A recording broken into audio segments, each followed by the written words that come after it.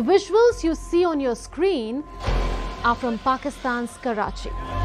The twisted metal, blackened vehicles and debris are a grim reminder of the incident that took place on 6 October.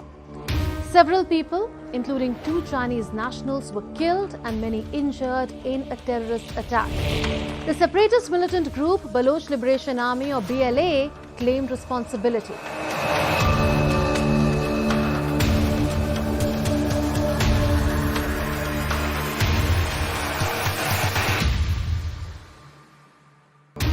The BLA targeted a high-level convoy of Chinese engineers and investors arriving from Karachi airport.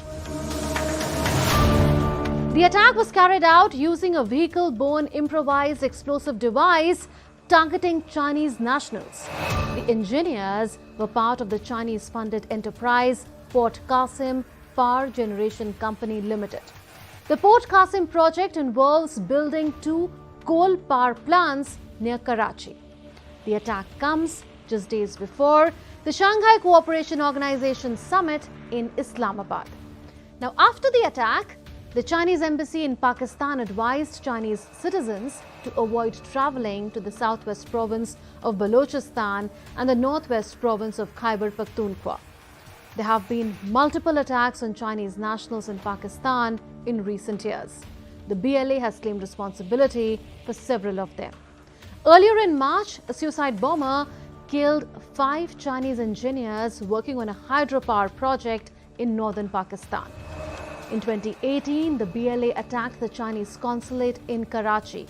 In April 2021, a suicide bombing outside a luxury hotel in Quetta, where the Chinese ambassador was staying, killed 4 people and injured dozens.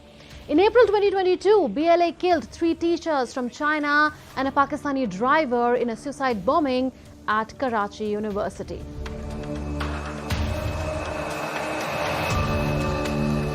But why are Chinese being attacked in Pakistan? For this answer, let's go back to 2013. In September 2013, Chinese President Xi Jinping launched the Belt and Road Initiative. The idea was to link China to the rest of the world by building ports, roads and rail and other infrastructure projects. The project has expanded to more than 150 countries. But with an expanded global presence comes expanded risk. And the attacks on Chinese in Pakistan are the consequences of that risk. Thousands of Chinese workers are in Pakistan. They are involved in creating an economic corridor between the 2 countries as part of Beijing's multibillion-dollar Belt and Road Initiative. The latest attack on the convoy of Port Qasim plant is part of the China-Pakistan economic corridor, along with a number of infrastructure and energy projects in Pakistan's Balochistan province. Located to the west of Pakistan, Balochistan borders Afghanistan and Iran. Most importantly, the region is incredibly rich in natural resources, oil, gas, copper and gold. But despite all this wealth, Balochistan is Pakistan's poorest province. With greater dissatisfaction with the Pakistani government, the BLA, the separatist militant group we told you about, wants to establish an independent Balochistan, a separate homeland for Baloch people.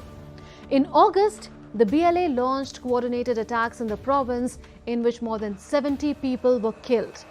BLA claims ethnic Baloch residents are not getting their fair share of wealth from foreign investments and natural resources.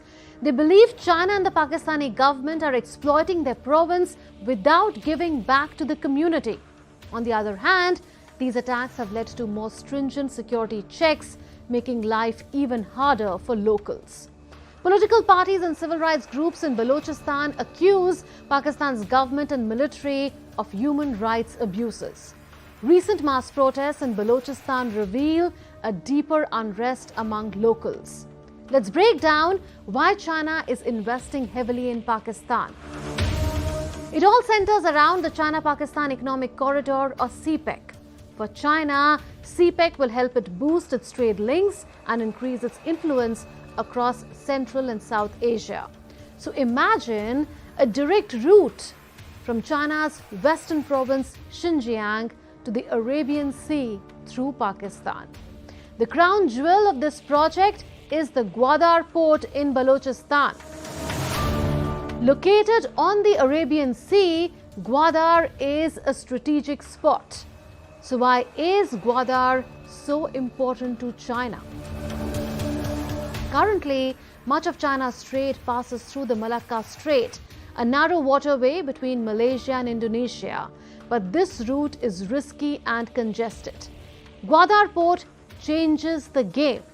It shortens China's trade routes, making commerce faster and safer. No more reliance on the Malacca Strait. For Pakistan, investment in infrastructure is vital to its faltering economy. Pakistan believes it will benefit from CPEC through increased trade, infrastructure and industry along the 2,000 kilometers long corridor, all financed by China. But a decade after the launch of CPEC, the reality is different. Promises to make Gwadar a city like Shenzhen, Hong Kong or Dubai have not been fulfilled. With lives lost and tensions high, one question remains. Is the China-Pakistan economic corridor a path to prosperity or a highway to hazard? Only time will tell.